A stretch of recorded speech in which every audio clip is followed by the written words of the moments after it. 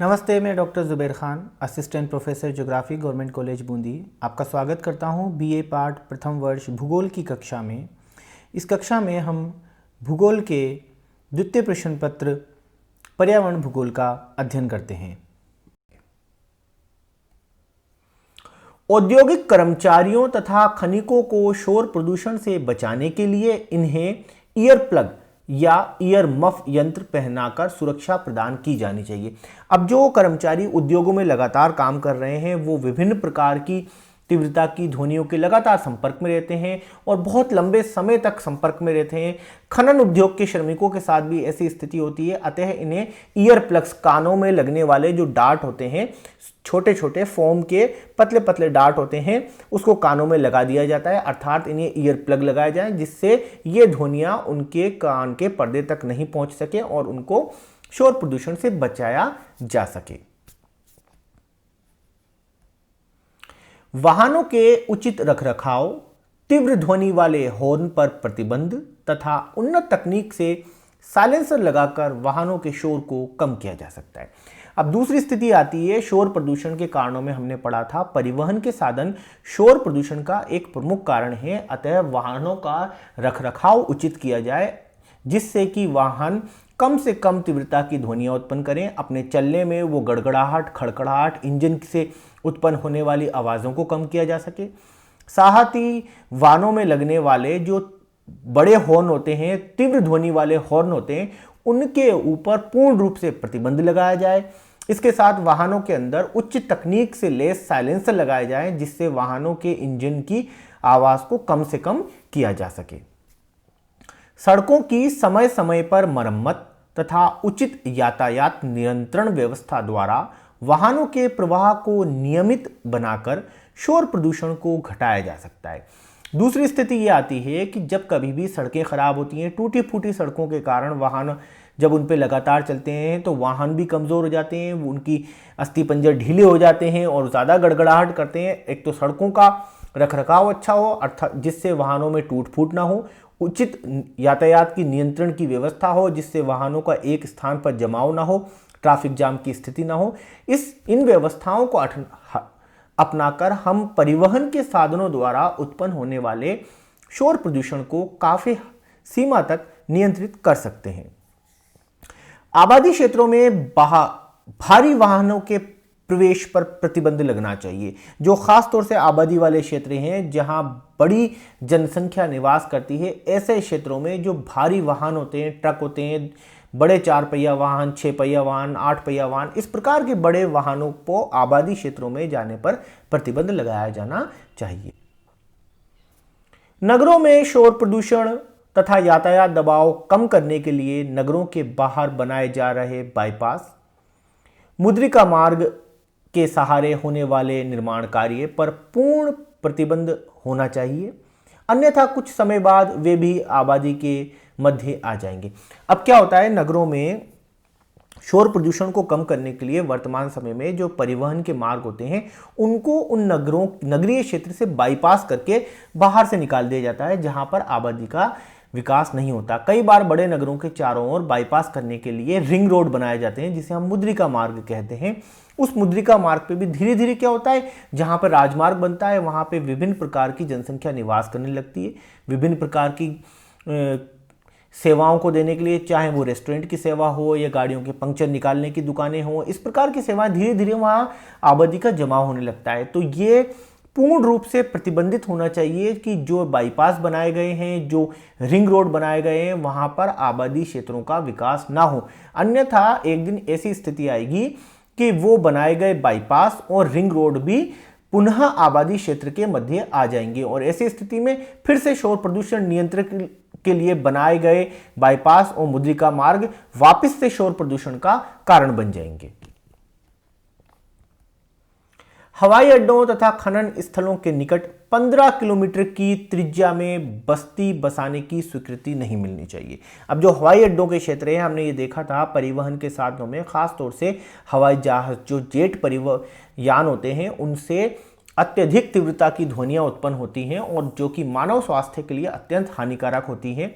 खनन स्थलों में भी लगातार विस्फोटकों का प्रयोग किया जाता है, जिससे भयंकर विस्फोट से उत्पन्न होने वाली अत्यधिक विनाशकारी ध्वनियां उत्पन्न होती हैं। अतः ये निश्चित किया जाए कि खनन स्थल व हवाई अड्डे से कम 15 किलोमीटर के अर्धव्यास की दूरी तक किसी भी प्रकार की आवासीय बस्ती का विकास नहीं होना चाहिए। इसकी किसी भी प्रकार से स्वीकृति नहीं दी जानी चाहिए। पहले से स्थापित ऐसी बस्तियों को हटाकर अन्यत्र बसाना चाहिए। यदि कोई बस्तियां पहले से स्थापित हो चुकी हैं इन क्षेत्रों को, तो उन्हें वहां से हटाकर अन्यत्र स्थान पर बसाने की व्यवस्था की जानी चाहिए। विभिन्न घरेलू उपकरणों की नियमित साफ सफाई तथा स्नेहक पदार्थों का प्रयोग करके शोर को कम किया जा सकता है।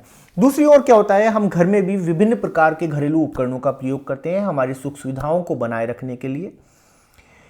अब इनके घर्षण के द्वारा इनके अंदर कई प्रकार की आवाजें उत्पन्न होती हैं, जिससे हमारे घर के अंदर शोर प्रदूषण जैसी समस्याएं सामने आती हैं।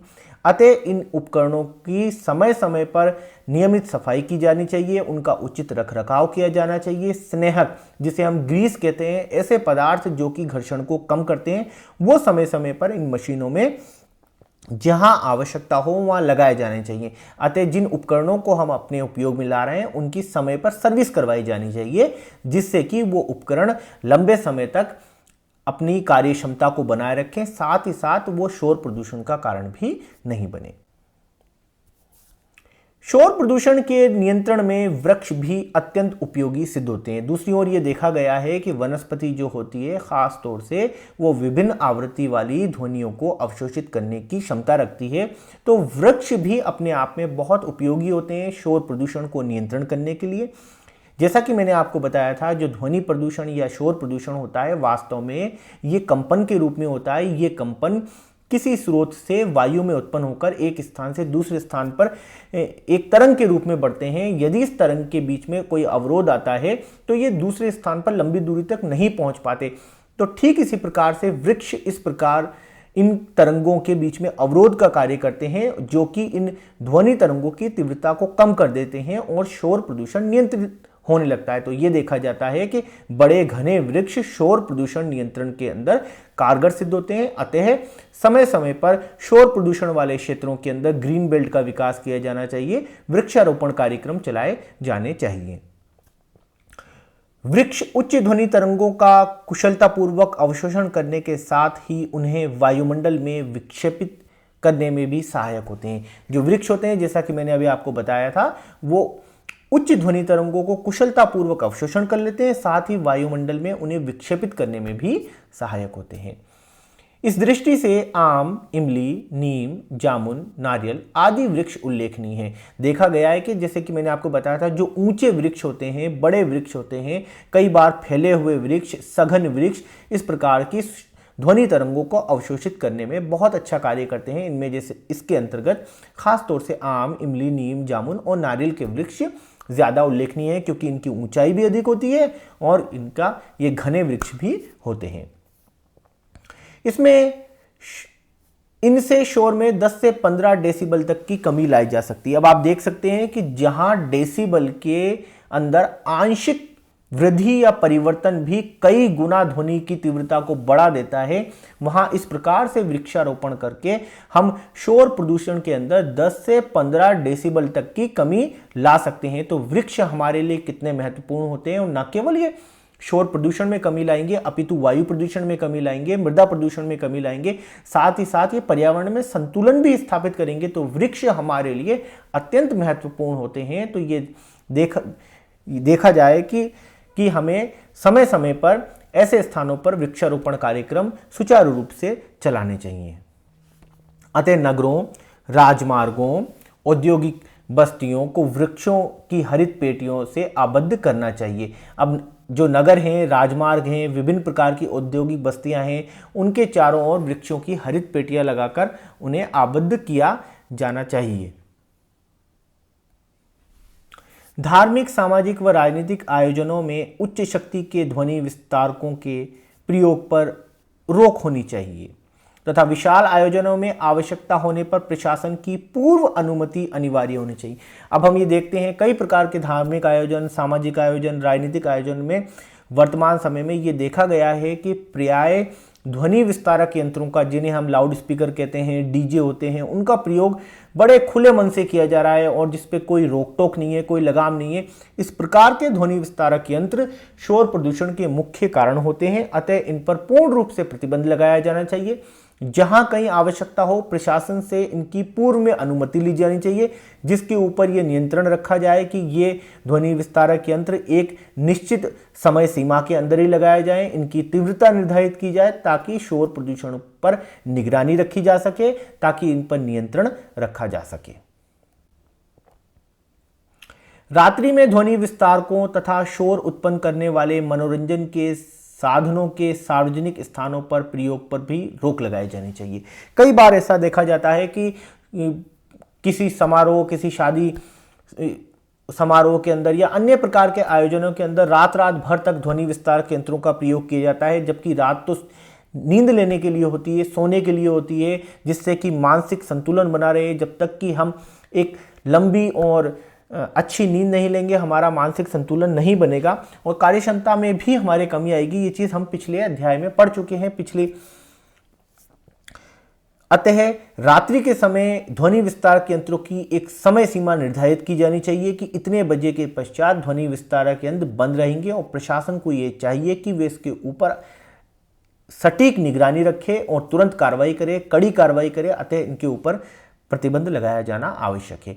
इसके साथ ही जनरेटरों में साइलेंसर का प्रयोग भी अनिवार्य है। कई बार ऐसा होता है कि विभिन्न प्रकार के शादी समारोह, उत्सव किए जाते हैं, वहां पर लाइट की व्यवस्था के लिए जनरेटर लगाए जाते हैं। उन जनरेटर के अंदर कई बार साइलेंसर नहीं होते, तो वो अपने आप में कई ध्वनि प्रदूषण फैलाते हैं। उनसे निकलने वाली ध्वनियाँ ध्वनि प्रदूषण का कारण बनती है, निकलने वाला धुआं वायु प्रदूषण का कारण बनता है। अतः जनरेटर के अंदर आधुनिक साइलेंसर की व्यवस्था होना अत्यंत आवश्यक है।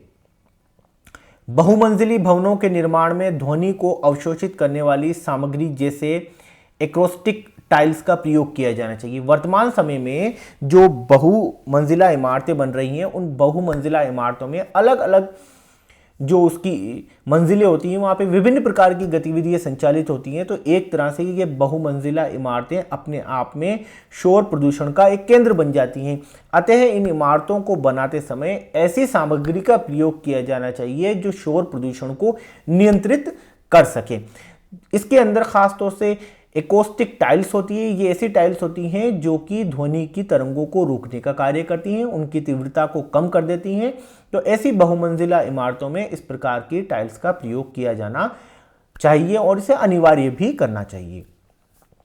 पूरा महत्व के भवनों के ऊपर से वायुयानों की उड़ान को निषिद्ध करना चाहिए। जैसा कि हम जानते हैं, वायुयान अपने आप में बहुत ही शक्तिशाली ध्वनि तरंगे उत्पन्न करते हैं, जो हमारे पूरा महत्व के भवन होते हैं, जो मॉन्यूमेंट्स होते हैं, उनके ऊपर, जैसे महल हैं, जैसे ताजमहल है, या अन्य प्रकार के जो हमारे पुराने भवन हैं, जो आज हमारी पुरातत्व की धरोहर हैं, उनको सुरक्षित रखने के लिए, उनको संरक्षण देने के लिए इस प्रकार की उच्च तीव्रता की ध्वनि तरंगे उत्पन्न करने वाले यंत्रों को रोका जाना चाहिए। खासतौर से वायुयानों की उड़ानें उनके ऊपर से निषिद्ध की जानी चाहिए। व्यस्त मार्गों तथा औद्योगिक क्षेत्रों में शोर के स्तर की नियमित जांच की जानी चाहिए, ताकि इसे निर्धारित स्तर से ऊपर न जाने देने के उपाय समय पर किए जा सकें। दूसरी ओर ये देखा जाता है, खास तौर से जो व्यस्त मार्ग हैं, जहाँ पे लगातार परिवहन चलता रहता है, 24 घंटे यातायात चलता रहता है, औद्योगिक क्षेत्र है, वहाँ पर उत्पन्न होने वाली ध्वनि तरंगों की और शोर की जो स्तर है उसकी नियमित जांच की जानी चाहिए, ताकि समय पर इस शोर प्रदूषण को बढ़ने से, अत्यधिक होने से, उस सीमा को लांघने से जो कि हमारे लिए अत्यधिक हानिकारक है, उससे पहले इसे रोका जा सके, इसके ऊपर नियंत्रण के उपाय लगाए जा सके। अतः ये निगरानी सटीक और सुचारू और नियमित होना अनिवार्य है। सघन आबादी क्षेत्रों में आतिशबाजी के प्रयोग पर रोक लगनी चाहिए। ज्वलनशील तथा विस्फोटक पदार्थों के गोदाम बस्तियों से बाहर होने के साथ ही उनमें दुर्घटना से निपटने के आपात उपाय होने चाहिए। अब क्या होता है, कई बार हम देखते हैं कि विभिन्न शादी समारोह, उत्सव और अन्य प्रकार की सामाजिक धार्मिक गतिविधियों के अंदर आतिशबाजी का प्रयोग किया जाता है। आतिशबाजी से अपने आप में एक वृहद क्षेत्र में शोर प्रदूषण के साथ साथ वायु प्रदूषण व अन्य प्रकार के प्रदूषण भी उत्पन्न होते हैं। अतः ये अच्छे से ध्यान रखा जाए कि घनी आबादी क्षेत्रों में आतिशबाजी के प्रयोग पर रोक लगनी चाहिए। ज्वलनशील और विस्फोटक पदार्थों के जो गोदाम होते हैं उनको आबादी क्षेत्रों से दूर बनाना चाहिए, ताकि कभी उसमें दुर्घटना हो जाए तो उनसे आबादी क्षेत्रों में होने वाले ज़्यादा नुकसान को रोका जा सके। इसके साथ ही ऐसे क्षेत्रों के अंदर, ऐसे गोदामों के अंदर इस प्रकार की अवांछित दुर्घटनाओं से निपटने के लिए आपातकालीन उपाय होने चाहिए, सुरक्षा के पूरे इंतजाम किए जाने चाहिए। इन सभी उपायों की पूर्ण रूप से निगरानी की जानी चाहिए और प्रशासन को ये देखना चाहिए कि जब भी वो इस प्रकार के गोदामों को लगाने की अनुमति दे तो इन सभी उपायों की पूर्ण रूप से वहां पालना की जाए। पर्वतीय क्षेत्रों तथा वन क्षेत्रों में विस्फोटकों के प्रयोग पर रोक होनी चाहिए। अब जो पर्वतीय क्षेत्र हैं, वो खास तौर से वन क्षेत्र हैं, वहां पर विस्फोटकों के प्रयोग पर रोक होनी चाहिए। कई बार हमने देखा है कि खनन कार्य करते समय जो ढलवां क्षेत्र होते हैं, वहां पर जब विस्फोटकों का प्रयोग किया जाता है तो विस्फोट से उत्पन्न होने वाले कंपन के कारण वहां पे बड़ी बड़ी चट्टानें खिसक कर नीचे आ जाती हैं और इनसे अत्यधिक शोर होता है, और शोर होने के साथ साथ नीचे के क्षेत्र में जहां ये खिसक के आती हैं वहां पर विभिन्न प्रकार की अन्य प्रदूषणों का भी जन्म होता है और कई प्रकार की दुर्घटनाएं भी सामने आती हैं। शोर प्रदूषण रोकने के लिए व्यापक कानून बनाकर कारगर ढंग से लागू किए जाने चाहिए। यह सबसे महत्वपूर्ण पॉइंट है कि शोर प्रदूषण को रोकने के लिए व्यापक कानून बनाने चाहिए और उन्हें कारगर ढंग से लागू किया जाना चाहिए, अर्थात उनकी निगरानी की जानी चाहिए। जहां कहीं भी शोर के लिए ऐसी चीजें देखी जाए कि जो उस कानून से अलग हैं या उस कानून का पालन नहीं कर रही हैं, तो उनके ऊपर कड़ाई से पालन किए जाने की व्यवस्था होनी चाहिए। साथ ही साथ इसकी व्यापक और सुचारू निगरानी भी अत्यंत आवश्यक है। जन सामान्य को शोर प्रदूषण के कारणों तथा नियंत्रण के उपायों के बारे में विभिन्न संचार माध्यमों से जानकारी प्रदान की जानी चाहिए। अब देखिए, जो भी सबसे इंपॉर्टेंट चीज ये है कि जो भी प्रदूषण है, जो भी हानिकारक चीजें हैं, जब तक कि हम उसे सामान्य व्यक्तियों को नहीं बताएंगे, जन सामान्य को नहीं बताएंगे, तब तक उसके ऊपर नियंत्रण पाना नामुमकिन है, क्योंकि ये सब चीजें हम मानव के रूप में स्वयं उसको उत्पन्न करते हैं। यदि हमें उसके दुष्परिणाम नहीं पता, यदि हमें उसे रोकने के उपाय नहीं पता, तो हम ये काम नहीं कर सकते। अगर किसी भी काम को व्यापक ढंग से लागू करना है तो उसको जन आंदोलन का रूप देना पड़ेगा और इसी क्रिया के अंदर शोर प्रदूषण के कारण और उसके दुष्परिणामों को जन सामान्य तक पहुंचाना पड़ेगा, विभिन्न माध्यमों द्वारा पहुंचाना पड़ेगा। साथ ही साथ उसके नियंत्रण और रोकथाम के उपायों को भी जन सामान्य तक साधारण शब्दों में, साधारण तरीके से पहुंचाकर इसके ऊपर नियंत्रण पाया जा सकता है। इस अध्याय के असाइनमेंट के रूप में शोर प्रदूषण के दुष्प्रभाव बताते हुए नियंत्रण के उपाय सुझाने हैं। ये एक निबंधात्मक प्रकार का प्रश्न है। इस प्रश्न का उत्तर आपको अधिकतम 500 शब्दों के अंदर देना है। धन्यवाद, आपने ये वीडियो अंत तक देखा। जल्दी ही नए अध्याय के नए वीडियो के साथ हम फिर मिलेंगे।